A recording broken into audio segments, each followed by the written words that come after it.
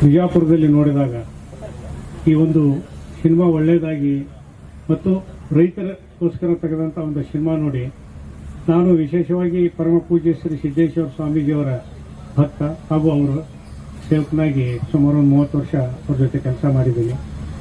ಅವರೊಂದು ಆಶೀರ್ವಾದದಿಂದ ಈ ಶ್ರೀಮಂತ ಪಿಕ್ಚರ್ ಬಿಜಾಪುರದಲ್ಲಿ ಚೆನ್ನಾಗಿ ನಡೀತು. ಆಮೇಲೆ ಆಶ್ರಮದ ಎಲ್ಲ ಸ್ವಾಮೀಜಿಯವರು ಸುಮಾರು ಒಂದು 100 ಜನ ಸ್ವಾಮೀಜಿಯವರು ಈ ಶ್ರೀಮಂತ ಪಿಕ್ಚರನ್ನು ನೋಡಿ ವೀಕ್ಷಣೆ ಮಾಡಿ ಚೆನ್ನಾಗಿ ಮಾಡಿದ್ದಾರೆ. ಇವರು ಒಳ್ಳೆ ನಟರಾಗಲಿ ಮುಂದೆ ಬರಲಿ ಅಂತ ಶ್ರೀಗಳು ಅವರಿಗೆ ಆಶೀರ್ವಾದ ಮಾಡಿದರು. ನಂತರ ಅವರಿಗೆ ನೆಕ್ಸ್ಟ್ ರಾಕಾ ಪಿಕ್ಚರನ್ನು ಮಾಡಬೇಕು, ಅದಕ್ಕೆ ತಮ್ಮದೆಲ್ಲ ಸ್ವಾಮೀಜಿಯವರು ಗುರುಗಳ ಆಶೀರ್ವಾದ ಬೇಕಂತ ಕೇಳಿದಾಗ ನಾವು ಬಿಜಾಪುರದವರು ಮತ್ತು ಸುತ್ತಮುತ್ತಲ ಎಲ್ಲವರು ನಮ್ಮ ಕ್ರಾಂತಿಯವರಿಗೆ ಆಯಿತು ನಮ್ಮ ಕಡೆಯಿಂದ ಏನು ಸಹಾಯತೆ ಮಾಡುವ ಅಂತ ಹೇಳಿದ್ವಿ. ಅದರ ಜೊತೆಗೆ ಈ ಒಂದು ರಾಕಾ ಪಿಕ್ಚರು ಈ ತಂಡದವರಿಗೆ ಹಾಗೂ ಎಲ್ಲ ಸಹಕಾರ ಕೊಡುವಂಥ ಎಲ್ಲ ಪತ್ರಕಾರರಿಗೆ, ನಿರ್ದೇಶಕರಿಗೆ, ಉಪನಿರ್ದೇಶಕರಿಗೆ ಹಾಗೂ ಎಲ್ಲ ಚಿತ್ರ ನಟ ನಟಿಯರಿಗೆ ಒಂದು ಒಳ್ಳೆಯ ಆಶೀರ್ವಾದ ಪರಮಪೂಜ್ಯ ಸಿದ್ದೇಶ್ವರ ಸ್ವಾಮೀಜಿಯವರ ಆಗಲಿ ಅಂತ ನಾವು ಎಲ್ಲರಿಗೂ ಇವತ್ತು ಆಶಿಸಿ ಈ ಒಂದು ಚಿತ್ರ ಒಂದು ಕೌಟುಂಬಿಕ ಮತ್ತು ತಂದೆ ಮಕ್ಕಳ ಸಂಬಂಧ ಈ ಒಂದು ವಿಷಯದಲ್ಲಿ ಈ ಒಂದು ಸಿನಿಮಾ ಆಗ್ತಾ ಇದೆ. ಇದರಲ್ಲಿ ವಿಶೇಷವಾಗಿ ತಮಗೆಲ್ಲ ಗೊತ್ತಿದ್ದಾಗೆ ಈಗಿನ ಒಂದು ಜಗತ್ತಿನಲ್ಲಿ ತಂದೆ ಮಕ್ಕಳ ಸಂಬಂಧ ಹೇಗಿದೆ, ಹೇಗೆ ನಡೀತಾ ಇದೆ, ಅದು ಭಾಳ ತುಂಬ ಕೆಟ್ಟು ಹೋಗಿದೆ. ಅದರಿಂದ ಈ ಒಂದು ಸಿನಿಮಾದಿಂದ ಅಟ್ಲೀಸ್ಟ್ ಬರ್ತಕ್ಕಂಥ ಈ ಕುಟುಂಬದ ಸಮಸ್ಯೆಗಳ ಬಗ್ಗೆ ಈ ಒಂದು ಸಿನಿಮಾ ನೋಡಿ ಪರಿಹಾರ ಅವರು ಕಂಡುಕೊಳ್ಳಿ ಅಂತ ಅವರೊಂದು ನಮ್ಮ ನಿರ್ದೇಶಕರು ಹಾಗೂ ಉಳಿದವರೆಲ್ಲರೂ ಒಂದು ಸಿನಿಮಾ ನಿರ್ಮಾಣ ಮಾಡ್ತಾ ಇದ್ದಾರೆ.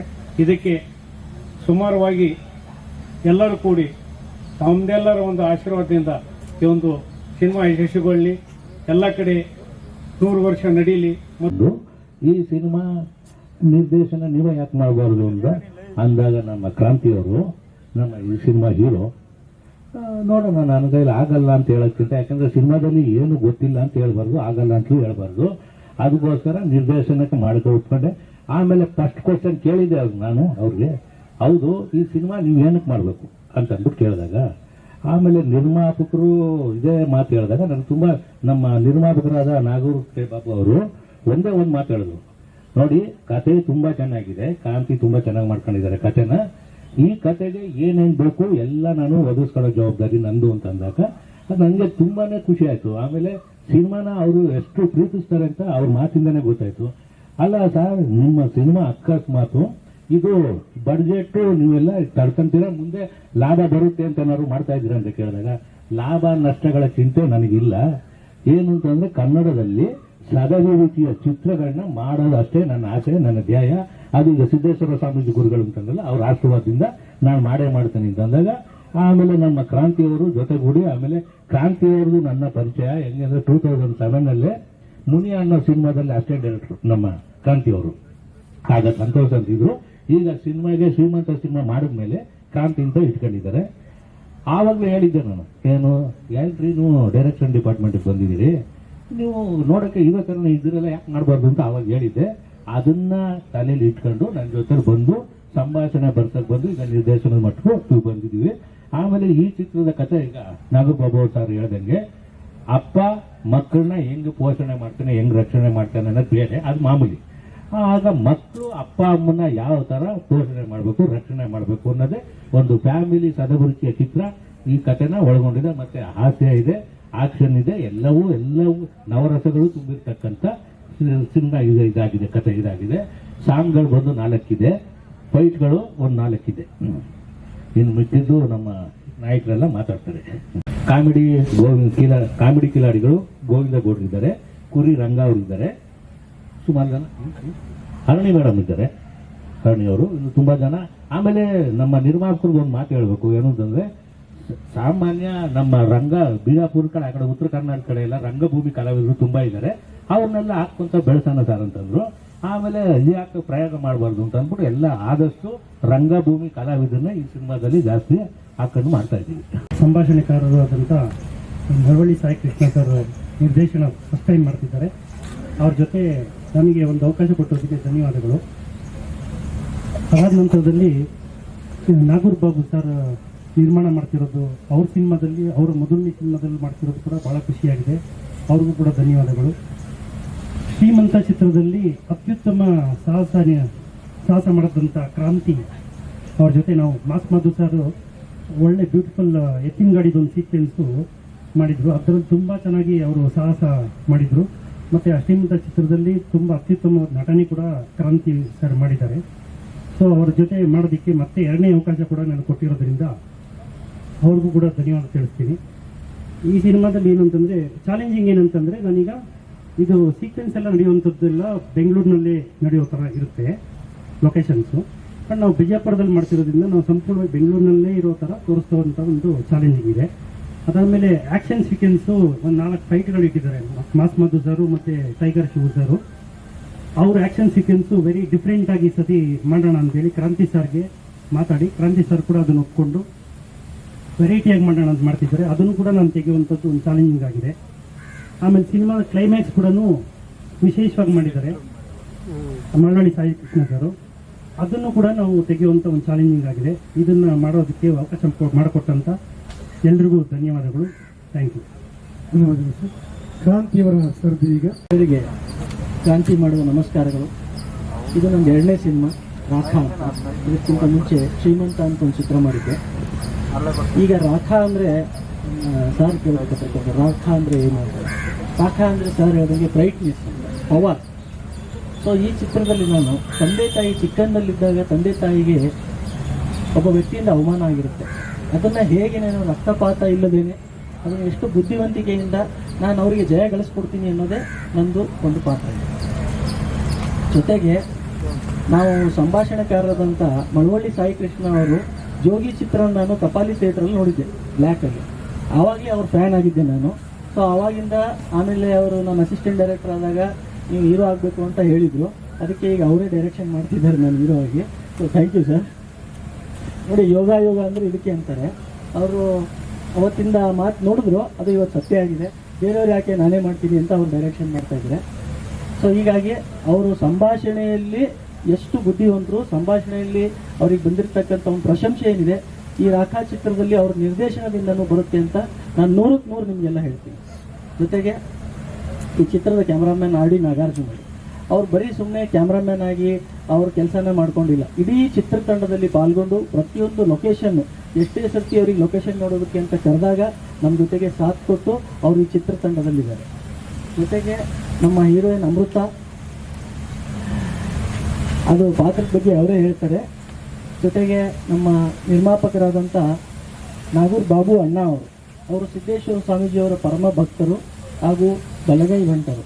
ಸೊ ಅಂಥ ಒಂದು ಹಿರಿಯ ನಿರ್ಮಾಪಕರು ನನ್ನ ಸಿನಿಮಾನ ನಿರ್ಮಾಣ ಮಾಡ್ತಿರೋದು ನನಗೆ ಒಂದು ನಮ್ಮ ತಂದೆ ತಾಯಿ ಮಾಡಿರ್ತಕ್ಕಂಥ ಪುಣ್ಯ. ಜೊತೆಗೆ ನನಗೇನೋ ಸಿದ್ದೇಶ್ವರ ಸ್ವಾಮೀಜಿಯವರ ಆಶೀರ್ವಾದ ಆಗಿತ್ತು ಅನಿಸುತ್ತೆ.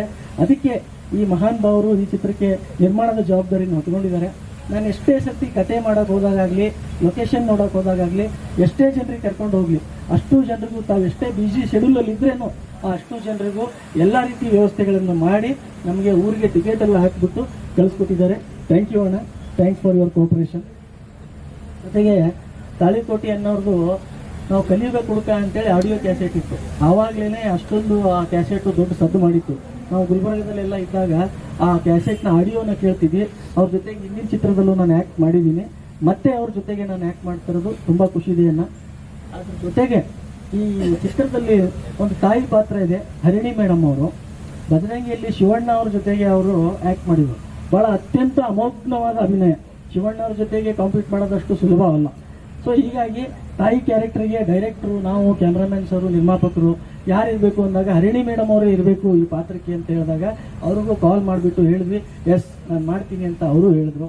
ಅದ್ರ ಜೊತೆಗೆ ಒಳ್ಳೊಳ್ಳೆ ಕಲಾವಿದರು, ರಂಗಭೂಮಿ ಕಲಾವಿದರು ಇದ್ದಾರೆ, ನಮ್ಮ ಜತ್ತಿ ಸರ್ ಇದ್ದಾರೆ, ಜೊತೆಗೆ ನಮ್ಮ ನಟನಾ ಸರ್ ಇದ್ದಾರೆ. ಎಲ್ಲರೂ ಒಂದು ಸದಭಿರುಚಿಯ ಚಿತ್ರ ಅಂತ ನಮಗೇನು ನಿರ್ಮಾಪಕರು ಹೇಳಿದ್ರಲ್ಲ, ಕೌಟುಂಬಿಕವಾದಂಥ ಸದಭಿರುಚಿಯ ಚಿತ್ರ. ಹಾಗೆ ಅಂದರೆ ಇದರಲ್ಲಿ ಆ್ಯಕ್ಷನ್ ಇರಲ್ಲ ಅಂತಿಲ್ಲ, ಭಾಳ ಅದ್ಭುತವಾದಂಥ ಸಾಹಸ ದೃಶ್ಯಗಳಿದ್ದಾವೆ, ಒಳ್ಳೆ ಎಂಟರ್ಟೈನ್ಮೆಂಟ್ ಇರ್ತಕ್ಕಂಥ ಸಾಂಗ್ ಇದ್ದಾವೆ. ಚಿತ್ರರಂಗದಲ್ಲಿ ಸಿನಿಮಾ ಅಂದರೆ ಬರೀ ಒಂದು ಎಂಟರ್ಟೈನ್ಮೆಂಟ್ ಅಂದ್ಕೊಂಡಿದ್ದಾರೆ. ಆದರೆ ನಾನೇನು ಹೇಳ್ತೀನಿ ಅಂದರೆ ಎಂಟರ್ಟೈನ್ಮೆಂಟ್ ಜೊತೆಗೆ ಒಂದು ಒಳ್ಳೆ ಸಂದೇಶವನ್ನು ಕೊಡ್ತಕ್ಕಂಥ ಈ ಮಾಧ್ಯಮ ಇದೆ. ಈ ಮಾಧ್ಯಮವನ್ನು ಬಳಸ್ಕೊಂಡು ನಾವು ಸಮಾಜಕ್ಕೆ ಒಳ್ಳೆ ಸಂದೇಶನೂ ಕೊಡಬೇಕಂತ ಅಂದ್ಕೊಂಡಿದ್ವಿ. ಇಡೀ ನಮ್ಮ ಚಿತ್ರತಂಡ. Thank you. ಮೀಡಿಯಾದವ್ರಿಗೆ ಎಲ್ಲರಿಗೂ ನಮಸ್ಕಾರ.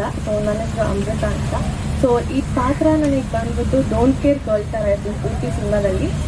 ಸೊ ಯಾರನ್ನೂ ಕೇರ್ ಮಾಡಲ್ಲ ಅನ್ನೋ ಪಾತ್ರ. ಸೊ ಈ ಸಿನಿಮಾ ನನಗೆ ತುಂಬಾ ಸ್ಪೆಷಲ್ ಸಿನಿಮಾ ಅಂತಲೇ ಹೇಳ್ಬೋದು. ಸೊ ಈ ಸಿನಿಮಾಕ್ಕೆ ನನಗೆ ತುಂಬ ಅಪ್ರೋಚ್ ಬಂತು. ಲೈಕ್ ಶೇಖರ್ ಸರ್ ನನಗೆ ಅಪ್ರೋಚ್ ಮಾಡಿದ್ರು, ಆಮೇಲೆ ಡೈರೆಕ್ಟರ್ ಸರ್ ನಂಬಿ ನನಗೆ ಈ ಪ್ರಾಜೆಕ್ಟ್ ಕೊಟ್ಟಿದ್ದಕ್ಕೆ ಥ್ಯಾಂಕ್ ಯು ಸೋ ಮಚ್. ಹಾಗೆ ಪ್ರೊಡ್ಯೂಸರ್ ಸರ್ ಅಷ್ಟೇ. ಸೊ ನನ್ನ ನಂಬಿ ಈ ಒಂದು ಪಾತ್ರ ಕೊಟ್ಟಿದ್ದಾರೆ. ಸೊ ಆ ನಂಬಿಕೆನ ನಾನು ಉಳಿಸಿ ಈ ಪಾತ್ರನ ಸಂಪೂರ್ಣವಾಗಿ ಕಂಪ್ಲೀಟ್ ಮಾಡ್ತೀನಿ. ನಿಮಗೆ ಹಿನ್ನೆಲೆ ಏನು? ಸೊ ಹಿಂದೆ ನಾನು ಕಾಲಗತ ಅಂತ ಒಂದು ಸಿನಿಮಾ ಮಾಡಿದೆ, ಕಲಾತ್ರ ಅಂತ ಒಂದು ಸಿನಿಮಾ ಮಾಡಿದ್ದೆ ಆ್ಯಸ್ ಅ ಲೀಡ್ ಕ್ಯಾರೆಕ್ಟರ್ ಆಗಿ.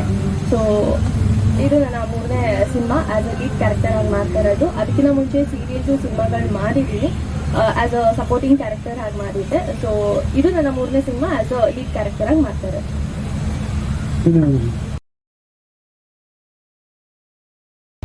ಈ ಸಿನಿಮಾದಲ್ಲಿ ನಾನು ಹಾಗೂ ಈ ಸಚ್ಚಿದಾನಂದ ಪೂಜಾರಿಯವರು ನಾವು ಕಾಂಬಿನೇಷನಲ್ಲಿ ಹಾಸ್ಯ, ಸಿನಿಮಾಕ್ಕೆ ಬೇಕಾದಂಥ 9 ರಸಗಳಲ್ಲಿ ಇದೊಂದು ಮಹತ್ವದ ರಸ ಹಾಸ್ಯ ರಸವನ್ನು ನೀಡುವಂಥ ಜವಾಬ್ದಾರಿನ ಮಳವಳ್ಳಿ ಸಾಯಿ ಕೃಷ್ಣ ಅವರು ನಮಗೆ ನೀಡಿದ್ದಾರೆ. ನಾನು ಇವ್ರ ಜೊತೆ ಕಾಂಬಿನೇಷನ್ ಮಾಡಿಕೊಂಡು ಈ ಸಿನಿಮಾದಲ್ಲಿ ಹಾಸ್ಯ ರಸವನ್ನು ಉಣಬಡಿಸಬೇಕು. ನಾವು ಜೊತೆಗೆ ಹಾಸ್ಯದ ಜೊತೆಗೆ ಸಂದೇಶವನ್ನು ಕೊಡುವಂಥ ಕೆಲಸನ ಸಿನಿಮಾದ ಮೂಲಕ ಆ ಜವಾಬ್ದಾರಿ ಕೊಟ್ಟಿದ್ದಾರೆ. ಅದನ್ನು ಸಂಪೂರ್ಣವಾಗಿ ನಿಭಾಯಿಸ್ತೀನಿ ಅನ್ನೋ ಮಾತನ್ನು ಹೇಳಿ ಧನ್ಯವಾದ ಸರ್. ನಿಮ್ಮ ಪರಿಚಯ ಮಾಡ್ಕೊಳ್ಳಿ. ತಾಳಿಕೋಟೆ ಅವರೇ, ಎಷ್ಟು ದಿವಸ ಎಲ್ಲೋಟಾಗಿದ್ರಿ? ಸರ್, ಇಲ್ಲೇ ಇದ್ದೀನಿ. ಡ್ರಾಮಾ ಜೂನಿಯರ್ ಮಾಡ್ಕೊಂಡಿದ್ದೆ. ಸಿನಿಮಾ ಯಾವುದು ಒಪ್ಕೊಂಡಿರಲಿಲ್ಲ? ಸಿನಿಮಾ ಮಾಡ್ತಾ ಇದ್ದೀನಿ ಸರ್, ಮಾಡ್ತಾ ಇದ್ದೀನಿ. ಕೋಮಲ್ ಸರ್ ಅವ್ರದ್ದು ಎಲ್ಲ ಕುಲ್ಲಿ ಮಾಡಿದ್ದೀನಿ, ರಿಲೀಸ್ ಆಗಬೇಕು. ಮತ್ತು ನನ್ನ ಮಗನಿಗೆ ಒಂದು ಹೀರೋ ಸಿನಿಮಾ ಮಾಡ್ತಾ ಇದ್ದೀನಿ, ಈ ಹೀರೋ ಆಗಿ ಮಾಡ್ತಾ ಇದ್ದಾನೆ, ವಿಕ್ಕಿ ಅಂತ. ಅದರಲ್ಲೂ ಮಾಡಿದ್ದೀನಿ. ಒಂದು 2-3 ಸಿನಿಮಾದಲ್ಲಿ ಮಾಡಿದ್ದೀನಿ, ಬರಬೇಕು ಹೊರಗಡೆ ಅಷ್ಟೇ. ತುಂಬ ದಿವಸ ಕಾಣಿಸ್ತಾ ಇರಲಿಲ್ಲ. ಹೌದು ಸರ್, ನಾವು ಬೆಂಗಳೂರಲ್ಲಿ ಉಳಿದಿಲ್ಲ. ಸಿನಿಮಾ ಇದ್ದಾಗ ಮಾತ್ರ ಬರ್ತೀವಿ, ಮತ್ತೆ ಊರಲ್ಲಿ ಉಳಿದು ಬಿಡ್ತೀವಿ. ತೋಟ, ಜಮೀನು, ಕೃಷಿ ನಮ್ಮ 2ನೇ ಕೆಲಸ. ಈ ರಾಜು ಮಾಮ ಅವ್ರ ಸೈಡ ಕಾಂಬಿನೇಷನ್ ಹೋಗಿ ಹಾಸ್ಯ ಪಾತ್ರ ಮಾಡ್ತಾ ಇದ್ದೀವಿ. ನಮ್ಮ ಕೃಷಿ ಜಮೀನು ನಾವು ಕೃಷಿ ಮಾಡ್ಕೊಂಡು ಬಂದು ನಮ್ಮದು ಸಚ್ಚಿದಾನಂದ ಪೂಜಾರಿ ಅಂತ ನಾವು ಕನ್ನಡದಲ್ಲಿ ವೃತ್ತಿರಂಗ ಭೂಮಿ ಮತ್ತು ತೋಟ ಕೃಷಿ ಮಾಡ್ಕೊಂಡು ಹೋಗ್ತೀವಿ. ಹೌದು, ನಾವು ರಂಗ ಬೆಳೆ ಕಲಾವಿದರು. ಇದಿಷ್ಟು